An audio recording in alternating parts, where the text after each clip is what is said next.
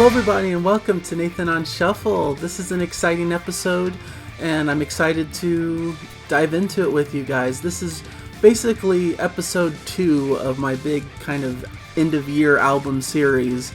I'm planning 3 shows in total. The first show that was released last week was the year-end New Music Shuffle, where I talked about 31 albums in 40 minutes, and those were more the albums that I'd heard about and found some interest in, but weren't really making the list of my top favorites of the year, but I thought were worth mentioning and were good recommendations for you guys to check out. So I went through those and did kind of a quick shot 1-minute album review of each one, just to kind of, you know, give you guys some impressions of what it is you could expect and if it's something worth checking out for you.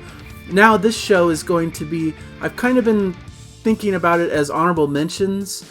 There's the albums that I really loved throughout the year that just didn't quite make the top cut of my favorite albums, which I'll get into in a future episode of my top tier albums.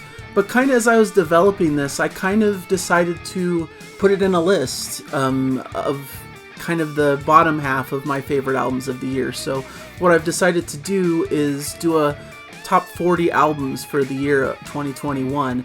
The top 16 I'm going to reserve for kind of a special top albums of the year show that's coming out more towards the end of the year.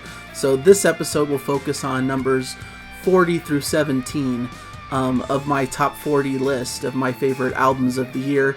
There's a few choices, mostly it's prog related because that's where my tastes lie, but I'm including anything and everything really, so there are a couple choices that are a little bit outside of the prog realm that I'm going to talk about, but hopefully you guys will understand that and really just understand that this is my taste. I'm not objectively saying these are the best albums of the year, really. These are just my favorite albums of the year that really touched me and that I really loved. And many of these I've talked about on the channel in various forms during New Music Shuffles and during solo album reviews as well.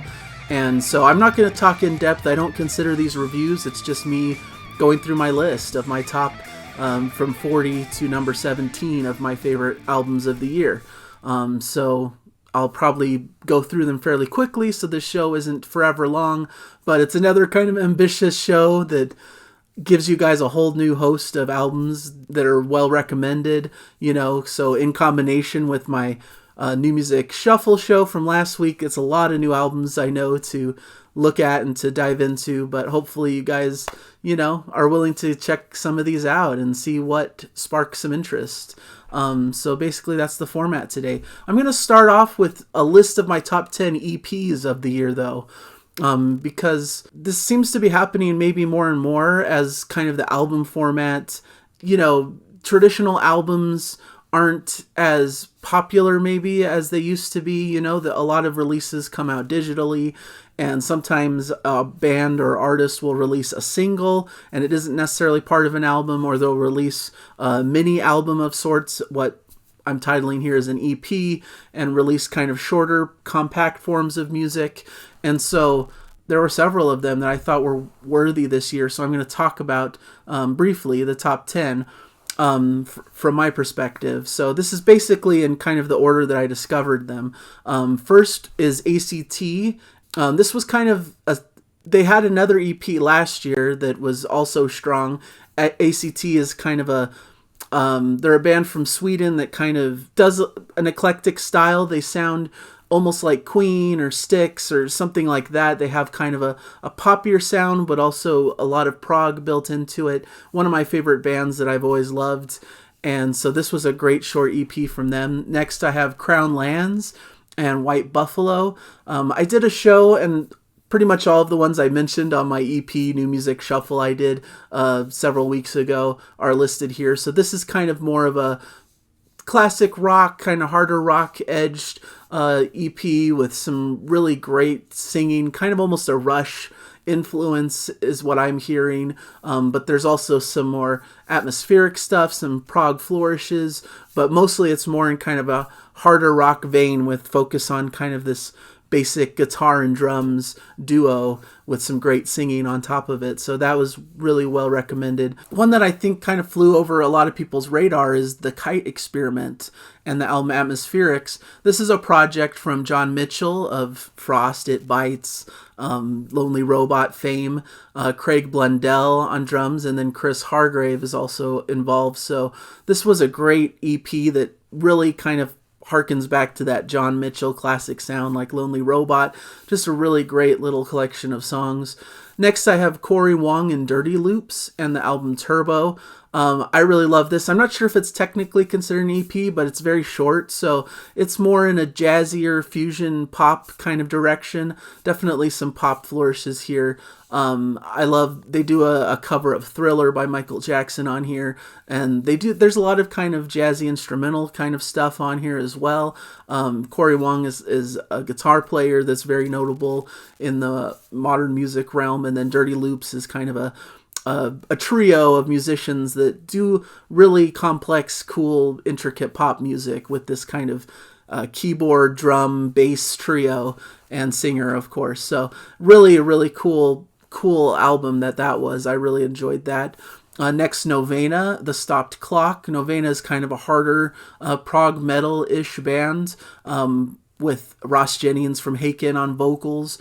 And this was a really cool EP. There was kind of an extended track on it that was really good. It's kind of a good companion piece to their previous album that was really good. This is really a good one. It has a Billie Eilish cover that I thought was really cool. So it really, in a short, compact space, kind of covers a lot of ground. Mariana Semkina came out with Disillusioned. Of course, she's kind of half of the duo of I Am the Morning, and it's a beautiful EP, just folk-inspired, kind of some classical flourishes, really pretty music, kind of laid back and ethereal, a little bit darker and moodier, but in kind of a beautiful, haunting sort of way. I really love that. The Deer Hunter next with the Indigo Child. This isn't really technically an EP. It's more of a single plus kind of a little bit of a soundtrack to their recent short film that they did based on this world of the Indigo Child, kind of a sci-fi mini epic. But it's a really cool single, a pair of singles really. It's the Indigo Child and then another version. But it's really a cool little taster of what's to come. They're coming out with a new album next spring, so this should kind of be an indication of where they're heading with that. It really introduces you to this new kind of conceptual world they're kind of heading towards after the Act series that they did before. So really enjoyed that one. Moron Police came out with an excellent EP called The Stranger and the Hightide, which was a great next step from A Boat on the Sea that they released a couple years ago. Just more in that vein of just this kind of pop proggy kind of stuff that I really like. It's really catchy and fun and adventurous, and they're quirky and cool. It has a little bit of a tinge of like this kind of Western, almost country style to it that kind of permeates throughout the feel of the EP. But I really enjoy that sound, and I think they do a great job here. It's just 4 tracks that are all excellent. Then Thank You Scientists, Plague Accommodations. I haven't really talked about this on the channel at all. I wasn't sure if it warranted its own review because it's such a short EP, but I love Thank You Scientists. They're one of my all-time favorite bands. I think everything they touch turns to gold for me, and this is just more of the same of that. You know, it sounds like stuff that could have fit on Terraformer really well, which is one of my favorite albums of the past few years.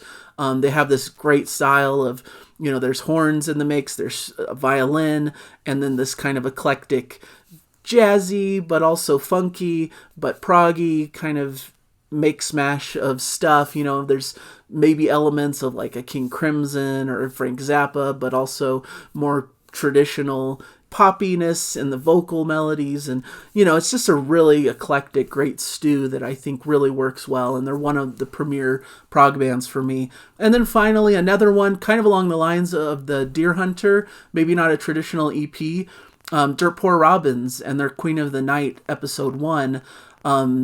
Once again, it was kind of more of a soundtrack to a short film that they're working on. Of course, they're kind of releasing it episodically. I believe the next episode comes out in January. But this is, you know, it's kind of a throwback style to kind of silent movie era.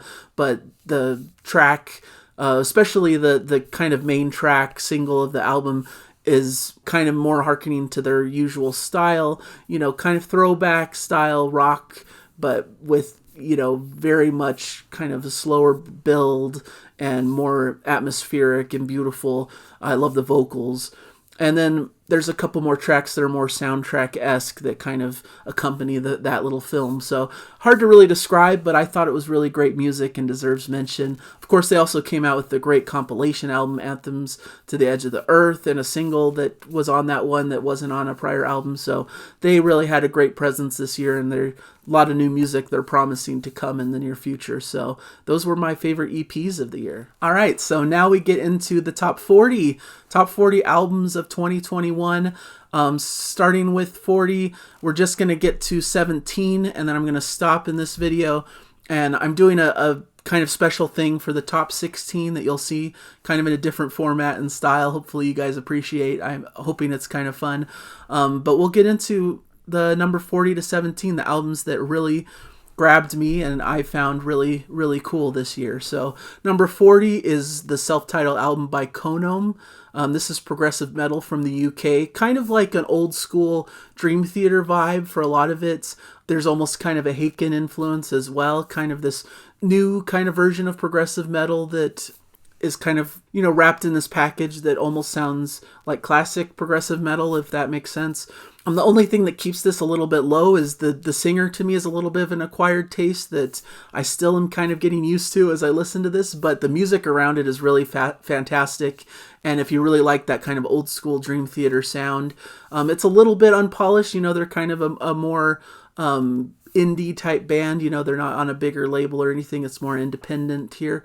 But it's really good. They have great musicianship and are really talented. Number 39 is Resident Human by Wheel. This is progressive metal from Finland. Very Tool inspired, so more on the heavier end of the spectrum. They have a lot of complex kind of polyrhythms and darker themes and kind of a heavier mentality. But I really enjoyed it. I thought this was really well crafted, and they really are kind of carrying that torch for that Tool side of the prog lane, and I think it really works, and they really are a great group, so definitely check that one out. Number 38 is The Blue Dawn by Odd Dimension. This is progressive metal from Italy. This is kind of a big concept album, kind of along the lines of like an Arion and their concept albums. I felt little touches of like Neil Morse inspired music here and there, like especially in the opening segments. But it's kind of expansive, a lot of different kind of characters, different vocals that you hear throughout, but kind of with this base of this like progressive metal that you'd imagine from, like I said, like an Arion or Star One type project. So really cool, interesting kind of sci-fi-esque story that I think was well worth checking out. Number 37, Archetype Asylum by Exodus to Infinity. This is eclectic prog from the US. This is mainly the project of Danny Mulligan, kind of a multi-instrumental genius of several different styles. I just loved the eclectic nature of this music. It goes through, so many different things, from like crazy King Crimson Zappa inspired kind of crazy complexity to funky to almost some rap styles in sections, some pop sort of stuff.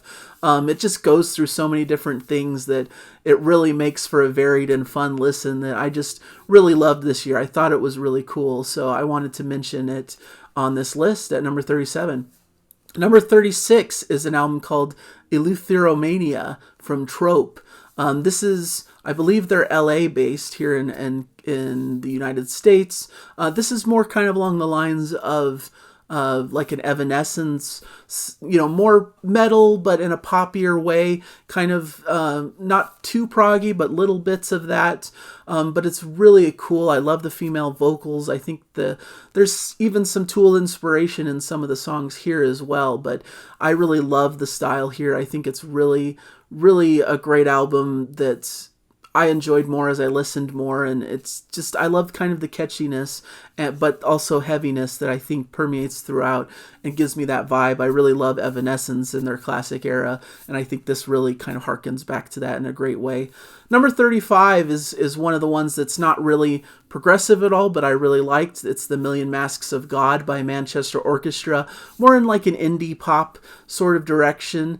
But it's a really cool album that really delves into a lot of interesting introspective themes. I was made aware of Manchester Orchestra through the Deer Hunter, so there's some connection there that they've worked together a little bit. But it's really great indie rock music that's, it's not very proggy, but it's really beautiful in certain moments, has really great playing, and really captivated me, so I thought it was worth mentioning. Number 34 is TRT's album Allium Una Storia. This is Tillerson Rheingold Taranti. This is a really interesting album, just the concept of it, that this was Andy Tillerson kind of reimagining a band that he discovered when he was young, and this Italian progressive rock that really captivated him, and he got like a demo tape from them or something, or some early tape of the recordings, but it got lost over time, and it's a band he just hasn't been able to find their music. It's kind of lost to history a little bit, but he has it in his memory because it was a seminal moment for him in learning progressive rock and getting into that style. And so it's kind of him recreating an album as if that band created it, and it sounds like vintage 70s progressive rock. They even made it sound like that in the production styles. There's two versions of the album, one in more the classic 70s production and one in more modern production, although they sound very similar. But it's really great Italian progressive rock with Italian vocals. It's really pretty and well done, and I think they do a great job on it, so definitely worth checking out. Number 33 is 520 by Nine Skies. This is neo-prog from France. They reached out to me to review their album, so that was really a special moment for the year for me on the channel. I really appreciated an artist kind of coming to me and wanting me to review their album, and it was a really beautiful album. I love a lot about it. There's just such beautiful vocals. There's some great guest spots from, I believe, Damian Wilson is on there, and Steve Hackett is on there. It's really beautifully done. It has a lot of emotion, and it's really beautifully made. Has some great instrumentation. Just a really cool album that's definitely worth recommending. Next at number 32 is The Darkest Skies Are the Brightest by Aniek van Giersbergen. This is a great artist that's worked a lot with Arjen Lucassen in the past. Definitely has her own thing as well, though. I believe she sang with The Gathering, is what I want to say. Kind of symphonic metal in that style. But this album is more of a singer-songwriter, kind of prettier album with some really, maybe some lighter, folkier inspired stuff. Her voice is just so beautiful on it. I think it's a really great album that came out earlier in the year and may have gotten forgotten a little bit, but there's so many great songs, great writing on board, and it's a really great one that I thought was worth mentioning and bringing back up to the attention. Number 31 is Subjects by Scale the Summit. This is progressive metal from the US. I talked quite a bit about this throughout the year. Scale the Summit is a typically instrumental group. They do this kind of adventurous instrumental progressive metal. I've seen them live before, which they are incredible players. They're a great group. But on this album, they decided to break convention a little bit and bring on a host of guest singers to sing on the various different tracks. And so it kind of brings a new dimension to their sound. They had the lead singer from Reign of Kendo coming on board for one of the tracks. Ross Jennings sings on a track. And so it really has a lot of variety. That's my main complaint about most of their albums, is that sometimes it feels like every song sounds similar and it kind of follows this similar path. So by the end, I'm a little fatigued by the album. But this one, I feel like the vocalists kind of bring that added variety that's needed to kind of bring a freshness to it that I think helps the album. But it's really cool. A lot of great guitar playing, especially, just really magical and really fun. And so definitely worth checking out if you like that kind of style of progressive metal. Now getting into the top 30 here. 30 is another one that's not really prog at all. But it was a cool album that I thought really was well done. It's St. Vincent's album, Daddy's Home. Really a cool kind of throwback to a 70s style. There's some cool like funkiness to it in certain sections. Almost feels like it could be like Earth, Wind, and Fire, or like bands, Steely Dan, bands that kind of occupied that lane back in the 70s. It has an interesting theme to it. I think she's a great artist. Her voice is really interesting throughout, and there's a lot of interesting stuff that kind of goes beyond the normal pop conventions throughout the album that I think makes it a little bit more experimental and fun for a pop album. And it just is a fun throwback to that kind of classic era of music that I think Annie Clark, who's kind of she's the one who's St. Vincent here, she really is a great artist and really brought together something that I think is really special. So definitely worth checking out. Number 29, back into more traditional progressive rock here, is Evership and the Uncrowned King Act 1, the neo-prog from the US. Shane Atkinson is the main man behind this project. And this is a really cool, just kind of classic prog album. It harkens back not just to classic prog, but also kind of classic pomp rock kind of style to me, like Styx and Kansas and, Queen even kind of are in the mixture here, but it's really inventive, creative music. It's a story, so it's a concept album. Of course, it's act 1 of a story. The next act should be coming up next year, but it's really great and well done. Maybe only marred a little bit by not having quite the production levels of some of the other great albums that I heard this year. But that aside, the music is really strong. It's really fun music. There's some longer pieces that kind of, bring a bit more of that progressive spirit, but then some shorter ones that really focus in on some great songwriting and some great singing. And so it's just a really great collection of music here that I think is definitely one to check out for any prog fan. Number 28, I'm going to mention here The Quest by Yes. I covered this one pretty extensively on the channel. I did a review of it. Got kind of I saw that there's kind of a mixed response to this one. Some people really like it. Some people really don't. Almost don't consider it a true Yes album, which I think is not quite how I view it. I think it's a beautiful album. I think it's really well done. I love Steve Howe's influence on the album. I think he really came to the plate and brought a lot, both in his guitar playing and also in the songwriting. I really love John Davison's vocals. He's really a star on this album, I think, and does a great job with it. I know he's not John Anderson, but he does his own thing, and he's really great at it. Billy Sherwood kind of comes on board and helps in the songwriting as well. So it's just a good collaborative effort from the group, with some really beautiful tracks that I think really work well. And the more I listened to it, the more I even liked it more, where I really started to understand these tracks a bit better. I really liked them for the beauty that they displayed. It's nothing too overtly proggy, it's not like, Close to the Edge or Relayer, it's not anything on those levels. But for a modern day Yes album, I think it really does its job well. I think it's really strong and really is beautiful and sounds really great. So great job by the guys there on that one. All right, so number 27, this is as far away from prog probably as this list goes. This is very far from the usual prog stuff, but I really adore this project and album, so I wanted to mention it very briefly. This is Silk Sonic and the album Evening with Silk Sonic. They came out with a few singles throughout the year. This is Bruno Mars and Anderson .Paak and their kind of collaborative project together. So it's more in the pop R&B world, of course, but it's quite a cool throwback to kind of classic 70s R&B, some like Stevie Wonder influences, or even old school like Michael Jackson influences.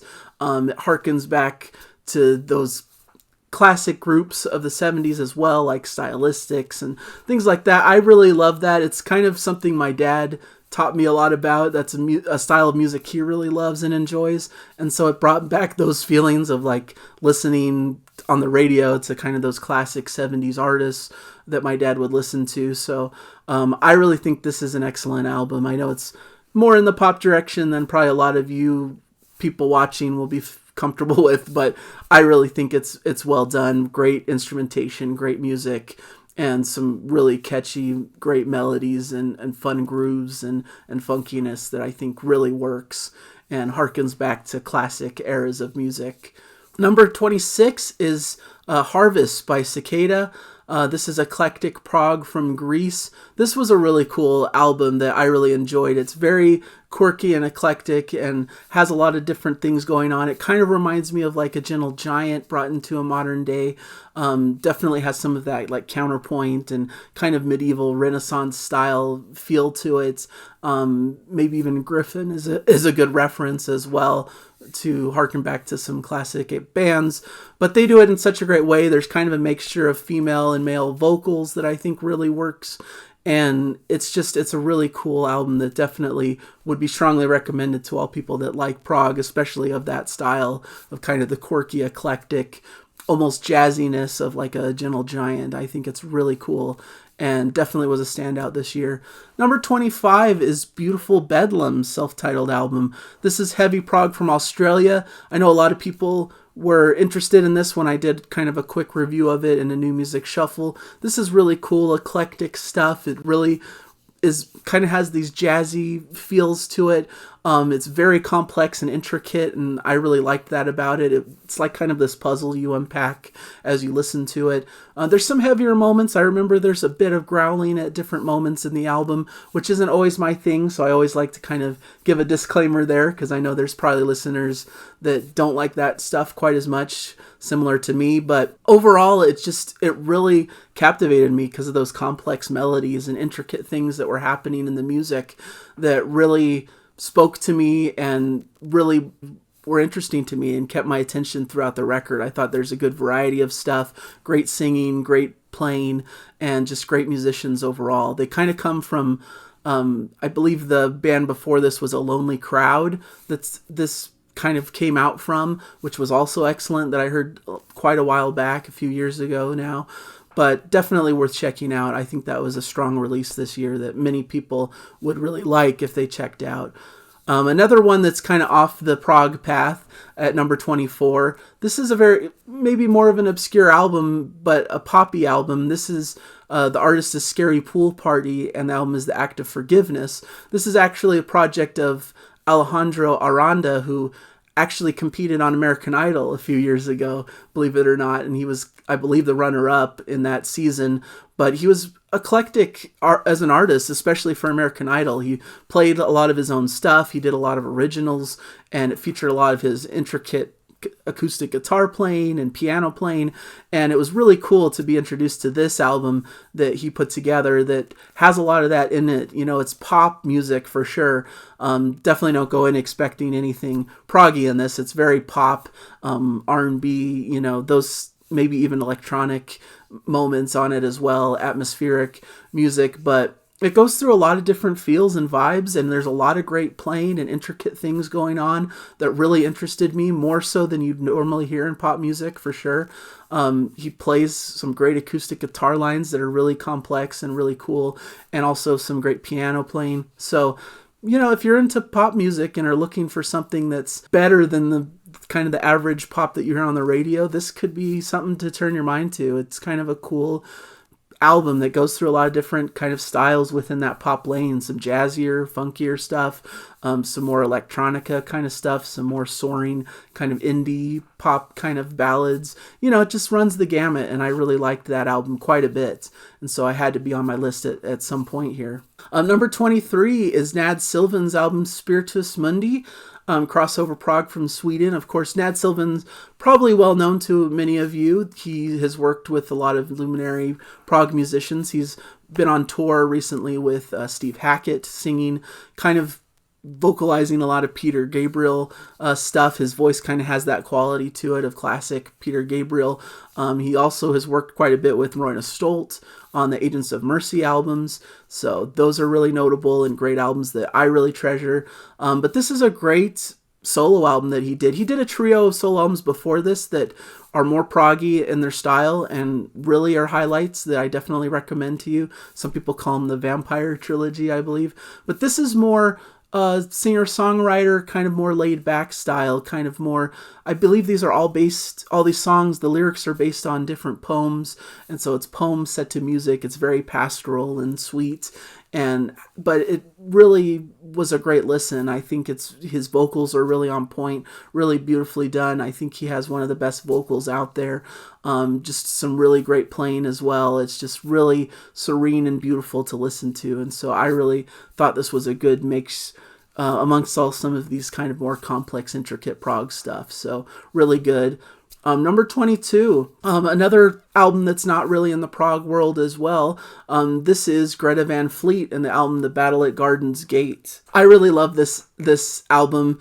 I know a lot of people don't really like Greta Van Fleet. They get kind of lumped into this like Led Zeppelin clone kind of thing, but I appreciate them. I think they do sound a lot like Led Zeppelin. There's no denying it, especially the vocals and a lot of the guitar playing.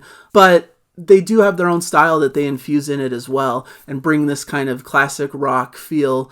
And I think it's really cool to have this kind of classic rock inspired band be so popular and really bring people's attention to that kind of music. Rock is kind of dying in the popular world a little bit. There's not much really new, creative, interesting and rock music. It just seems like people are gravitating more towards hip hop and, other maybe more bubblegum pop kind of stuff. But this is a cool band that kind of stands their ground and raises the flag for just classic rock music.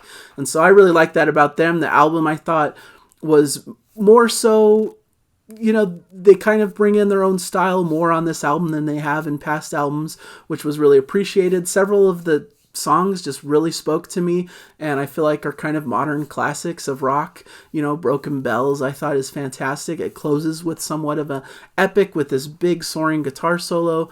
There's just so many cool things on here and I think everything is solid on it. So it's really a strong album that I really loved throughout the year. I did a review on it as well. And I just can't recommend it enough. I think it's really excellent.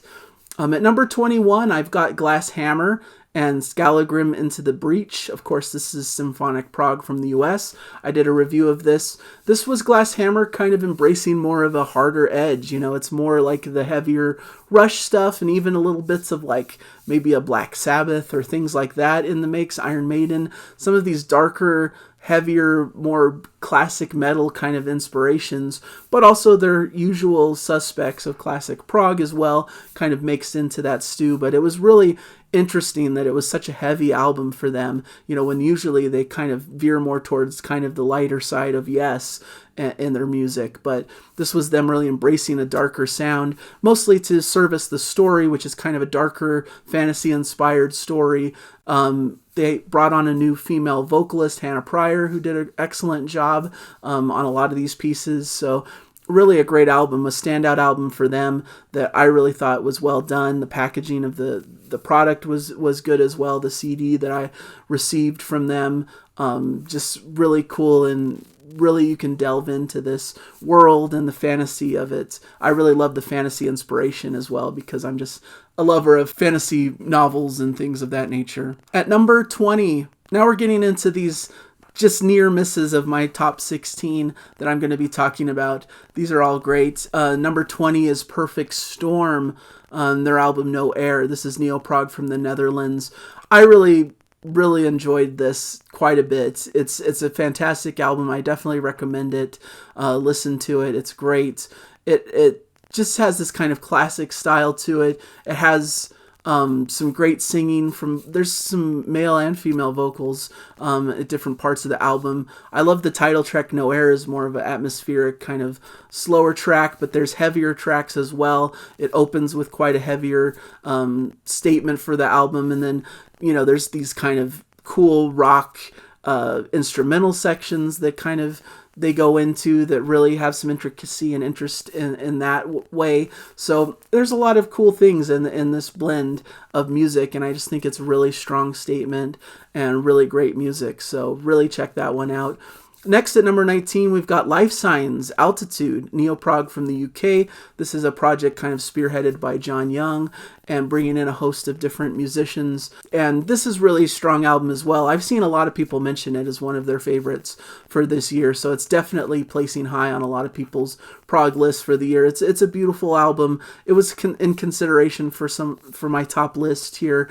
It's really well done, great playing, kind of a lighter style prog to me. There's some kind of interesting, intricate instrumental moments that are really well done and really crafted great. There's great storytelling on this album. There's some great expansive kind of epic pieces here. It harkens back to a lot of the classics of the era of the 70s, some Yes inspirations, Genesis, all of that stuff, all wrapped up in this perfect little prog package. Really a great album that's highly, strongly recommended. I think it's one of the best of the year by far. There's just a few albums that touched me a little bit deeper than this one did, but I really enjoyed what they were doing here, and I think this is one of their strongest albums as a group, and they've had a string of pretty strong albums so far, but this one really soared to new heights to me and just has some really great, incredible, beautiful moments that are some of the best moments of the year in prog music, so definitely check that one out. Number 18, an album that I personally really loved, but I haven't heard many people talk about, and I'm not sure why, but this is 1 to 0 by Sylvan, neo-prog from Germany. I love Sylvan. They're a band that I fell in love with back in my earlier explorations into modern prog. They have more of a ballad-esque kind of style. They don't really get too heavy usually. They have moments of certain songs that will dive a little bit deeper, but I feel like they're at their best when they're more doing these soaring ballads and these high, these grandiose vocals that are just really expressive and emotional. Those are the moments that really speak to me with the band. But I thought 1 to 0, this album, it's a concept album and it really runs a pretty wide gamut of sounds to me, at least for the band. There are some heavier moments in certain songs. There are these soaring ballads and these really grandiose moments that they're known for that really speak to me. There's some great playing, some great piano, some great soaring guitar. It's really beautiful, neo-prog music that I think really stood out from the pack for me compared to a lot of other stuff I heard in this genre. So I just really think it's strong and really loved listening to it this year. Every time I listened, it just struck me just how beautiful it was and how well written a lot of the pieces were. But it still had its own dose of kind of originality in certain moments. So really, really recommend that one. Sylvan's 1 to 0 I thought was really great. And then number 17, just barely not making that cut of my top 16, is the Siberium and their album Connected. This is heavy prog from the US. They reached out to me as well for a review, and I really was excited to review their album because I really fell in love with it. I think it's excellent. They really, to me, bring back this Rush kind of inspiration. That's really the best touchstone to me of their music. They have a great tight sound. They have some great heavier instrumental moments that really rock, but then they also strip back to some great ballads with some really heavenly vocals. They have a great lead singer kind of along the Geddy Lee style, in my opinion. But it's really well done. It's a great album. It's a lengthy album, but every piece kind of works well, so it's hard to say, oh, this should be cut down a little bit. Maybe it's a little bit over long, but everything's really great on it, and I think they really show their songwriting craft on this album through the various pieces. I think there's a lot of great playing, a lot of great songwriting, some great singable, catchy choruses, which sometimes can be missing in certain prog bands, but that's something I really come for, is this melodic, kind of great hooky, singable chorus that really brings me in and is memorable so that it sticks with me even after I've played through the album. And I think this has that in spades. So an incredible album that I really strongly considered for my top 16, but just barely didn't make that cut. But I wanted to honor it here as one of my favorite albums of the year. So there you have it. Those are my top 40 to 17 favorite albums of the year. I'm saving my top 16 to do a show of in a few weeks, more towards the end of the year. I'm doing quite a lot with it. I know I'm being a bit cryptic about what that is, and hopefully I'm not building it up too much, but I just trying to present it in kind of a unique way instead of just listing it out like I did here. And we'll see if that works or not, but it's kind of an experimental thing. We'll see. So I'll get into the top 16 then. I know this is a lot of albums to take in. I'm kind of gone crazy. I listen to so much music. I love the year-end content of every publication and YouTube channel and all these things. It's one of my favorite things to watch and to partake in because it's a great way to get a lot of recommendations for new albums that you may have missed throughout the year. So I wanted to contribute to that. I was really excited. Maybe I went overboard with listing so many albums, between this show and last week's show. I know it's a lot, it's like over 50 new albums to look up and to listen to. But of course, I figure that you'll kind of pick and choose, pick out your favorites, pick out the ones that spark your interest. And I'm sure many of you, as big prog fans like me, have heard a lot of these too, so you could just appreciate their placement and how I felt about them and move on to the next. So hopefully you guys like this show, and hopefully you guys are exploring new music. I'm excited to see your guys' lists or comments about what music you liked off of this list. I really appreciate you guys. I really appreciated the response to that year-end shuffle show that I did last week. And I'm hoping this one will be interesting to you on the same level as that one was. So thank you guys again, and please subscribe if you haven't yet. I plan to do more of these kind of shows. I plan to do a lot more album reviews next year, and so I'm trying to bring attention and awareness to all this great music that's coming out, because I think it gets lost sometimes, but here we are. So thank you guys so much, and I'll hopefully see you guys in another episode. Bye.